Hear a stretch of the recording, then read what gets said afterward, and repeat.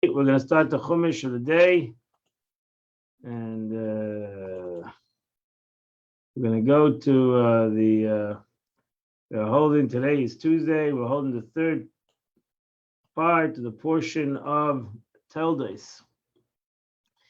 We are holding in the book of Genesis, chapter 25. No, this is not the right one. Sorry. We're holding in Genesis, chapter 26, verse number 13. And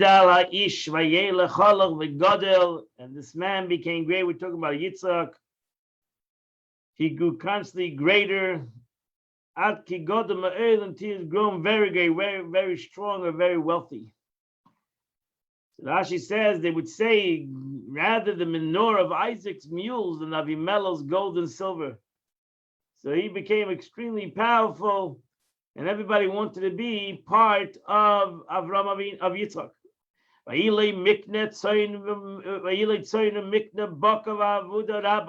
And he had possessions of sheep and possessions of cattle and much production. And the Philistines envied him. Verse 15. And all the wells that his father, the servant, had dug in the days of Abraham, by May Avram, of him, in the days of Abraham, his father, system affliction. The Philistines stopped them up. By Malum offer, they filled them with earth.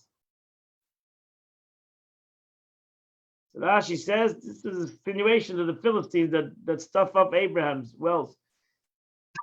But the Philistines stopped them up because they said, they are a danger to us due to the armies that will come upon us because we have water.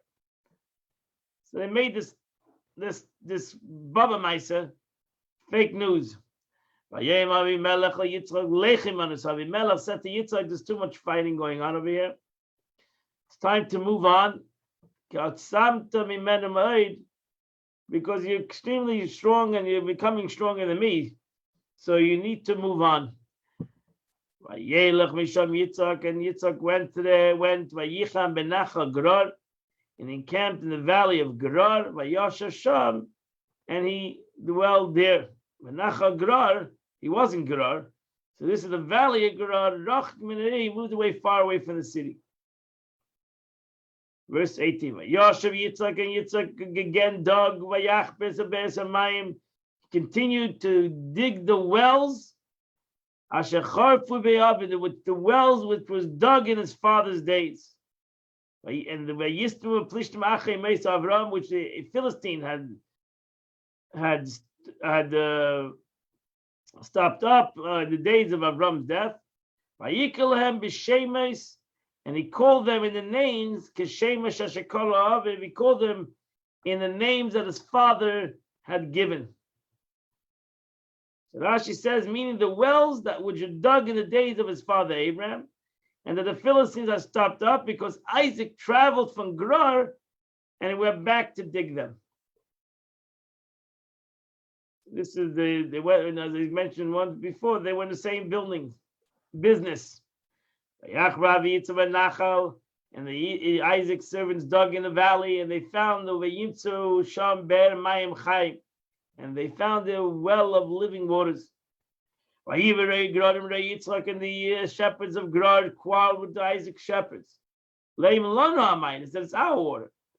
And they called the water is ours, Kis Ashku, because they contended with him. Ashek is contention. Because they contended and engaged with him about the strife and contention. So they went, they went and dug another well. They quarreled about that well too. They called it Sitma, which is in Old French. Rashi says it means harm, wrong, injury. So they said, you know what? Let's move further. And they dug another well. Baruch Hashem, nobody argued over it.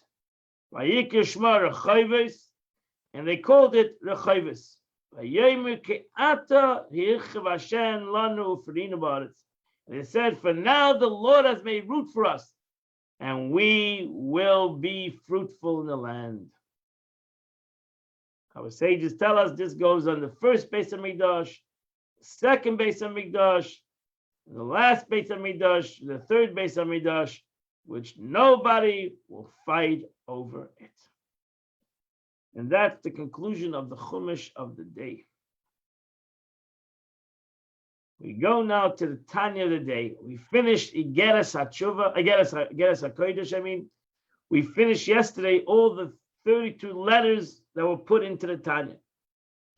We now go to the last part of the Tanya, which is called Kuntras Achrein. The later booklets on several chapters are not near as homogeneous as one might expect. The ninth printing of the Tanya, which includes the Geras HaKodesh, Kuntras Achrein, for the second time, was introduced as the approbation of the sons of the illustrious author. They put it in the Tanya.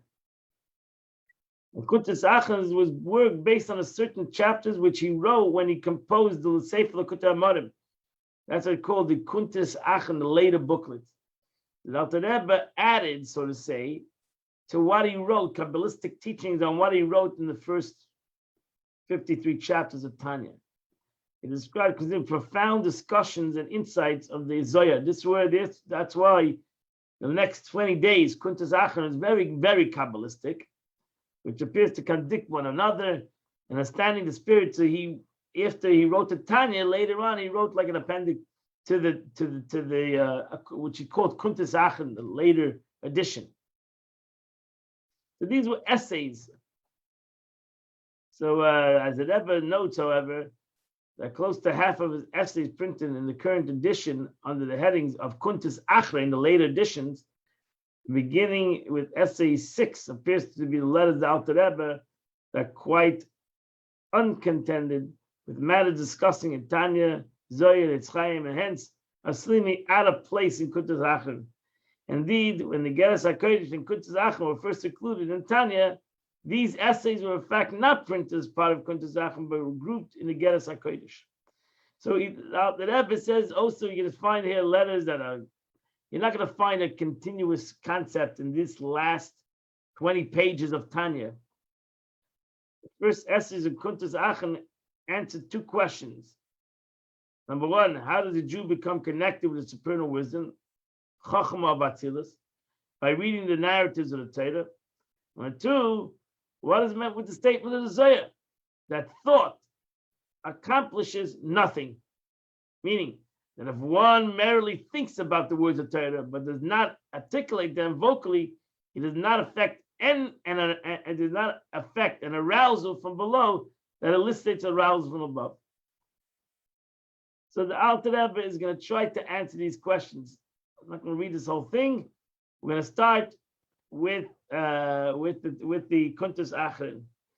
So as you're going to soon see, that these are very Kabbalistic teachings, and the next 20 days till we start over Tanya, the 19th day of Kislev, which is coming up in a couple of weeks. We're going to go through, we're going to finish the Tanya. So we're finishing the Tanya together. And then, as I said, another 20 pages of Tanya left. So examine Likutei Amarim, part 1, chapter 40. What is that? So this is based on what the Alter Rebbe is writing over here, Kuntras Achrein, later edition, so to say, in appendix 2, what he wrote in the beginning of Tanya, chapter 40. Alter Rebbe explains in chapter 40 that love and fear of God are mere wings. Though the wings enable a bird to fly aloft, they're not the essence of the bird. The bird is a bird, when he has wings, it doesn't have wings. Indeed, even if the wings were removed, a bird is kosher, as long as the head and the body are intact. So even the laws of kashrus is still considered a bird. So what is the meaning that the machshava, the thought of a person, elevates, makes the bird fly? So does the spiritual unions of Yechudim are affected through Torah mitzvahs themselves, Love and awe, which are the wings, merrily elevate the Torah mitzvahs to that spiritual level where a particular union is to take place. It is that level that there's a revealed within one's Torah mitzvahs an infinite divine illumination that cannot be revealed in this physical world. So the Av and the Yira bring it up, this mitzvah, to the place where it can receive its revelation. Thus, on one hand, we say that love and fear do not bring about supernal union, for they are merely thought and intent. On the other hand, we also say that it's specifically through one's intent that one's Torah mitzvahs are elevated to height that they can never attain unaided without love and fear. Once they're there, they bring about a supernal union in its resultant diffusion of the divine. So, what is the concept of love and fear? On one hand, it doesn't accomplish anything. On the other hand, it accomplishes everything. To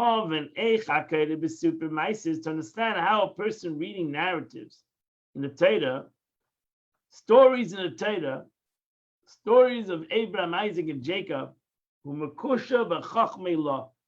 becomes connected with the supernal wisdom.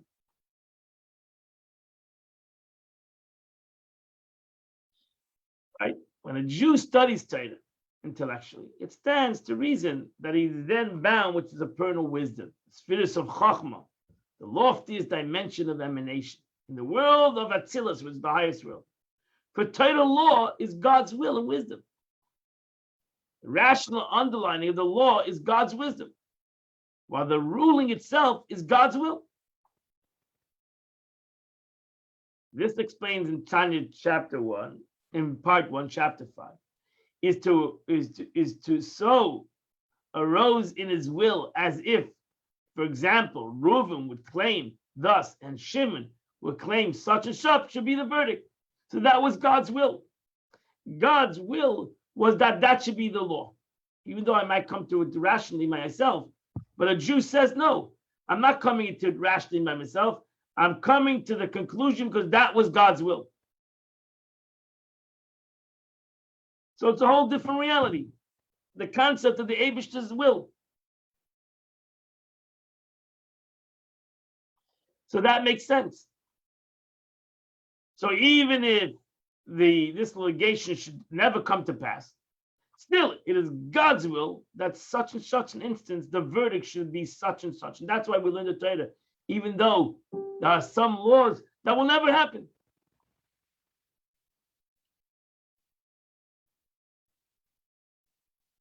Yeah. So the very knowledge of ruling of the ruling thus makes one aware of God's will. Suppose, however, that instead of studying legal issues, one merely reads the narrative of the Torah. While it's true that these narratives allude to spiritual matters on the higher worlds, since he perceives nothing beneath their seemingly simplistic surface, the story of Abraham, Isaac, and Jacob, how is it thereby connected with supernal wisdom?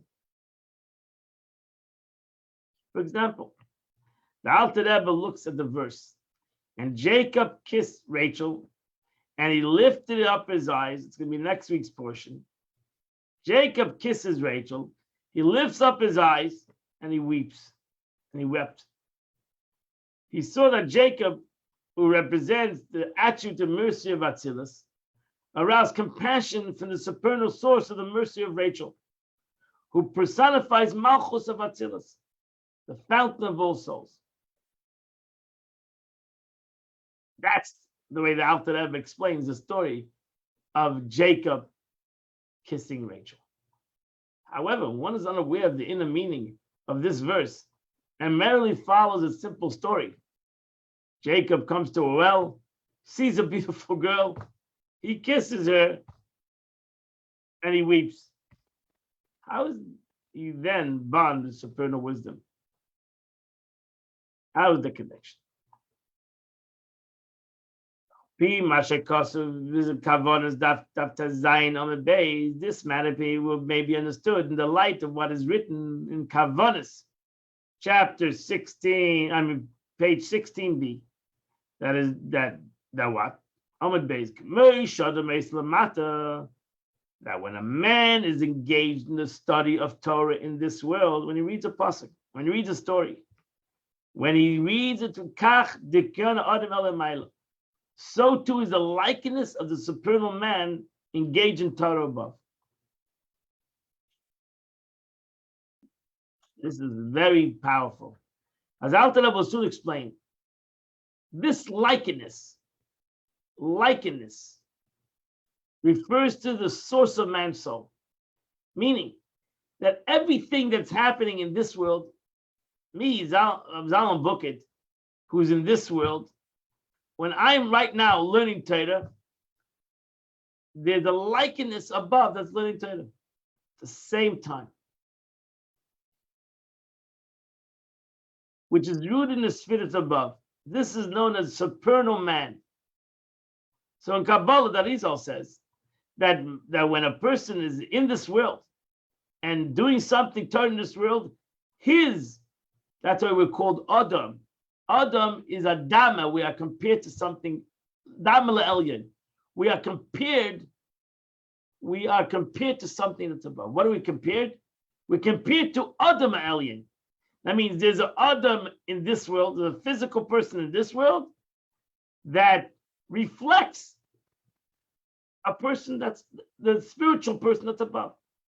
So there's a physical Zalman Buket in this world, and there's a spiritual Zalman Buket above. So to every person. So that's what's called a parchuf. You see, it continues.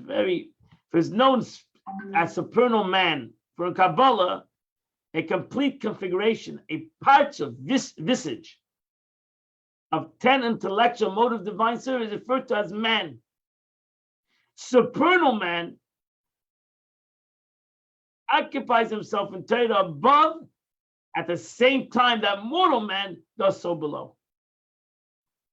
When one is engaged in Torah, be it even a narrative of Torah, he thus is connected to supernal wisdom in so much that his likeness, he might not be, but his likeness, his visage, his Adam elyon, that's above, is learning Torah. So his Adam atachton, the man below might be just reading a story, but the man above, his visage above, is reading it in a whole different level. He's bound with the supernal wisdom. According to this explanation, however, he is connected with the supernal wisdom by the virtue of his connection to his likeness above, not through his actual study, right? Because when he's studying a simple story. But his visage above, his reflection above. That's why it says later on in the Torah, and when Joseph almost did a sin, he saw the visage of his father. And the sages say, he saw himself. He saw his visage, he saw his reflection, the way he looks above. When you can see the reflection, the way you look above, you'll never do anything below. It's another expression. Know what's above you. Most explain that, know that God's above you. But then those explain it means look at yourself the way you are above. I know the way I look at myself below, but how do you look above? And the way you look above, if you can see yourself the way you look above, you wouldn't do things below. Now, the Rebbe therefore now goes on to state that this is so only when he studies the written Torah, remains in the realm of thought. If instead the individual verbalizes the words audibly, the very sound of his voice enables the letters here to below to extend even to the highest level of the will of Atzilus.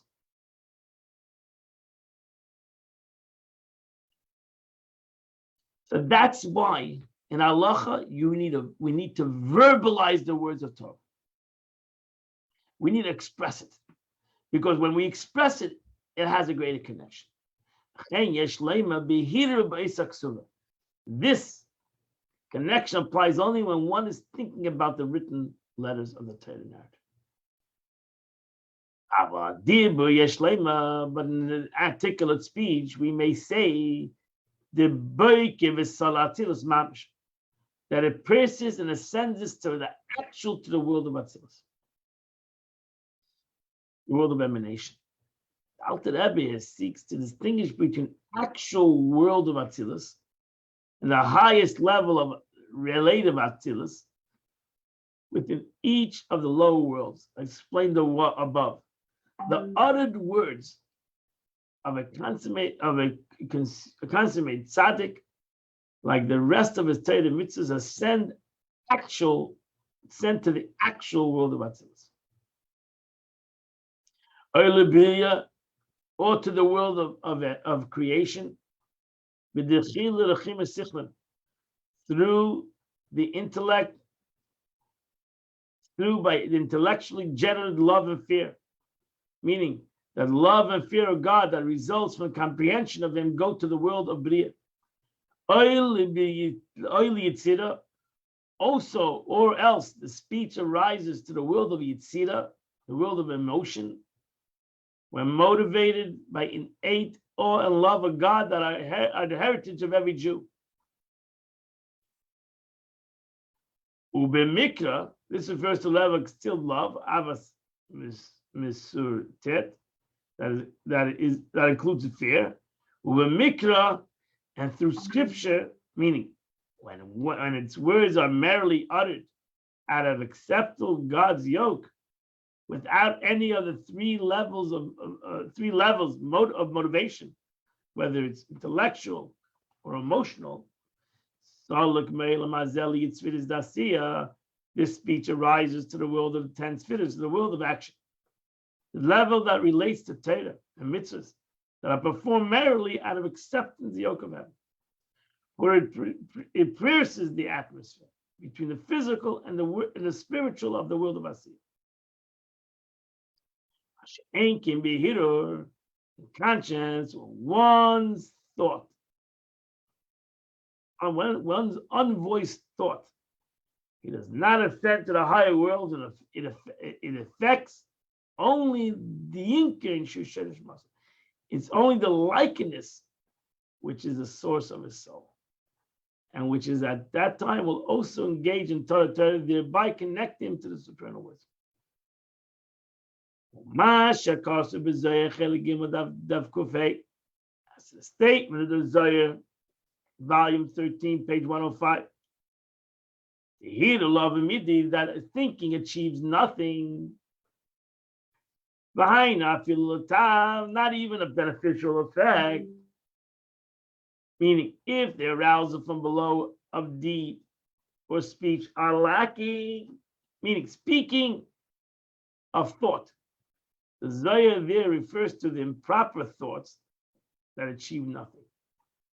For it's only when actual speaks, not merely thinks of mundane matters on Shabbos, that he causes a blemish in the spiritual realms, since his speech ascends aloft and introduces mundanity within the sanctity of Shabbos above. So we see, that's why it says the Torah in halacha, it says your speech should be different on Shabbos. It doesn't say a thought, because your speech will bring the opposite of sanctity above. So the Alter Rebbe adds, though thought alone, unless it is accompanied by words of deeds, has no positive effect above. Ayin Sham, look over there on Daf Lamed Aleph, there in the page 31, second side. But the Zohar says there that in order to receive the sanctity of joy of Jewish festivals, there must first be arousal from below, through deed or speech. It then goes on to say that mundane talk during Shabbos will cause a blemish above. Not mundane, but not mundane, though not mundane thoughts. We thus see that the Zohar is speaking of the inability of thought alone to produce either positive or negative effects. Same is true as statement of Zohar 31, that a deed below inspires a deed above. A holy deed brings forth an arousal of wholeness from above that descends upon the doer, while a deed stemming from impurity causes a spirit of impurity to descend upon it. Zohar concludes there that whatever depends upon an action affects action, while whatever depends upon speech affects speech. This too indicates that both positive and negative impacts can be made only through action or speech, and not through disembodied thoughts alone. Now, if thought alone accomplishes nothing, according to the Zohar, how does this square with the earlier statement that when one reads a narrative of the Torah, even though he does so only in his thought, he causes the likeness of the supernal man to study Torah, and thereby the person involved is united with the supernal wisdom. Alter Rebbe resolves the seeming contradiction as follows. The Zohar only means that thought has no effect in drawing down illumination from above. It is true that it does not arouse, that is not an arousal from below, thought, that elicits an arousal from above. That's correct. To be able to have an arousal from below means to awaken it from below, it needs to be through an action or through speech. However, thought does have a vital effect above. One's thought and intentions are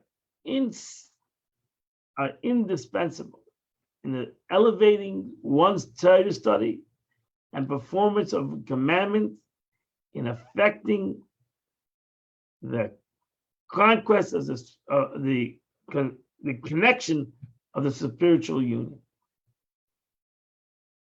So to turn now to the above quoted statement, thinking accomplishes nothing. So the author is going to say what was just said inside over here. We may say that this ability, referring only to arousing a reaction from above, to call forth a downward divine light. The thought that rises above simply remains there. His thought greatly increases the illumination there. This increased illumination in Atzilus is brought about through the verbal study of scripture and the practice of active mitzvahs and asiyah. For the real unity that happens when a person does a mitzvah in this world or learns Torah in this world, the real unity is not what happens in this world. It's what happens in the upper world. Its fruit reach this world. But the real through it's called a little light that comes down this world. Through speech and action. So a little light comes about through speech and action. The real light, the real world, is in the upper worlds. What happens in the upper worlds? So therefore, in the concept of bringing God to the world, this little light that comes to the world, thought does not have any effect. Thought will not bring down any revelation in this world. Only action and words will bring, and that makes sense. Only action and words bring revelation to the world. Imagine that the sages had all the learning in thought and they wouldn't have said it. It would have been a great learning, but nobody would know it. There'd be no revelation. So that's what the Zohar says. To be able to reveal God in this world, you need to have speech. You need to have action. And thought is nothing. And therefore, until you daven with your mouth, until you say the words of Torah with your mouth, until you do a mitzvah, you haven't accomplished anything. That's what you came down to the world. You came down to the world to affect the world. And until you're going to say a word, you're not going to affect the world. To bring down God into the world. Whatever the oil is going to be, even if it's going to be a minute level of light that you're going to bring down to the world, that's what I came down to the world for, to bring down this minute level of light. As it brought down in Kabbalah, that we came down to the world to illuminate the world. Now you might say, what is my little illumination? Trust me, to a dark world, my little illumination is a lot. So the expression is, ma'at her, a little light chases away a lot of darkness. My little light chases away a lot of darkness. So the only way I can do that is through words, is through action. That's concerning the world. That's what the Zohar says. So the Zohar makes sense. That to bring godliness in the world, thought is a waste of time. If you're going to think about God, if you're going to think about Torah, if you're going to think about mitzvahs, you're wasting your time. You need to say the words of Torah, you need to do the mitzvah, and until then, the godliness will not come to the world. And every mitzvah is important. But concerning the way it's above, now the way it's above, what happens above through my mitzvah or through my words, what happens above, the light that is revealed above is only revealed through my thought. And that's why it says, without love and awe, it will not go above. So the Zohar is not a contradiction. In one level, thought is not worth anything. To the world, thought is a waste of time. The way it's above, over there, the more I comprehend in my thought, the more I meditate and I have Ava as Hashem, Yiras Hashem, the more the Kavanah, the better it is. As is brought down in the portal of Nevuah, prophecy, Perek Beis, Machshava Tova, and the concept of what it says, Machshava Tova, a good thought, the power of a good thought. So therefore, the Alter Rebbe says it's not a contradiction in the concept if his thought is important or thought is not important. Thought is not important when it comes to the world. Then thought is the ultimate importance when it comes to the heaven. Masha costed Bakarakia. Now we have the expression that the sound of Torah pierces the firmament.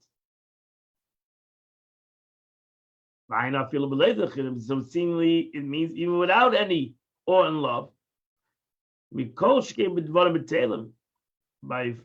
without love, by trivial reasoning, the case of idle words. If idle or mundane words spoken on Shabbos, if you say in a negative, the Zohar says in the negative, that speech on Shabbos, idle speech on Shabbos, creates a negative impression above, ascends and blemishes above. Surely holy words ascend, even when they are not accomplished with honor. If you say negative speech affects the world above, surely positive speech. Because the general rule is, whatever is in the negative, in the positive, it's much more powerful. So if it's in the negative, I talk idle speech on Shabbos. It affects above. Wow, what does words of Torah affect above on Shabbos? Since the measure of good is more generous than the opposite. So how do we now, if so now we have another question. We just said that thought is affects above. Now the Zohar says that even that words on Shabbos, positive words affect above without thought of awe and love of God. So how do we reconcile this with the statement, without awe and love, the Torah study does not fly upwards? So now we have another question. So the Rebbe answers as follows. It says it breaks the firmament. It says words of Torah break the firmament. Meaning chambers and abodes. Yes, it does break above, but it breaks above the external aspect of the supernal man. It goes up to the supernal man, but only in chetzonis. And that's why the Zohar says it breaks the firmament. But but not in the body, in the essence of man, the way he's above. So if one's Torah study is not propelled by love and awe of God, which is kavan, intention, it does not ascend to the body of the supernal man, which comprises of the 10 spheres of the world involved.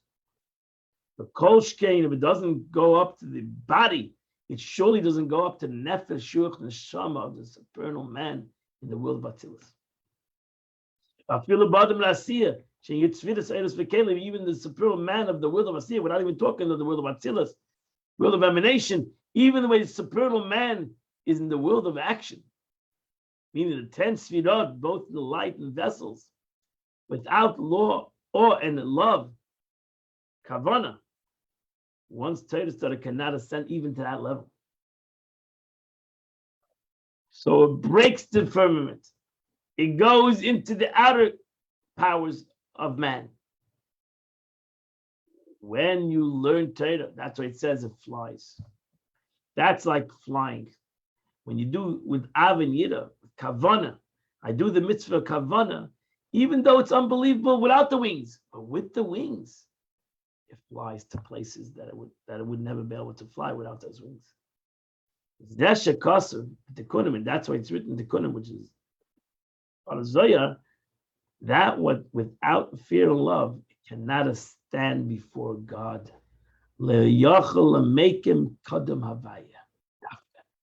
It goes,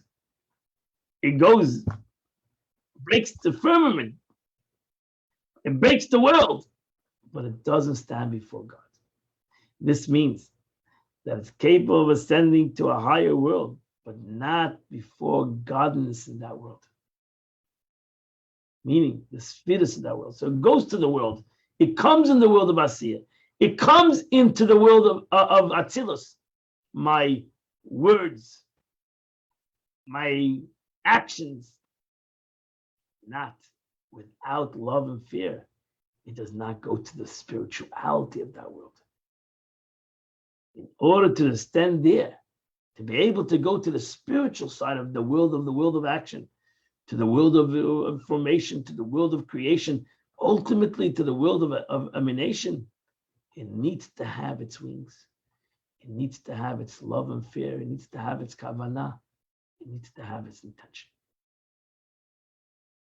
So the Alter Rebbe in one day fixed all the problems that one might have in understanding the contradictions of the Zohar, in the concept of when thought is important, when thought is not important, when ultimately the difference with doing something out of thought or doing it with thought, without thought, every situation has where it's positive and where it affects in a very strong kind of a way. That completes the Tanya of the day.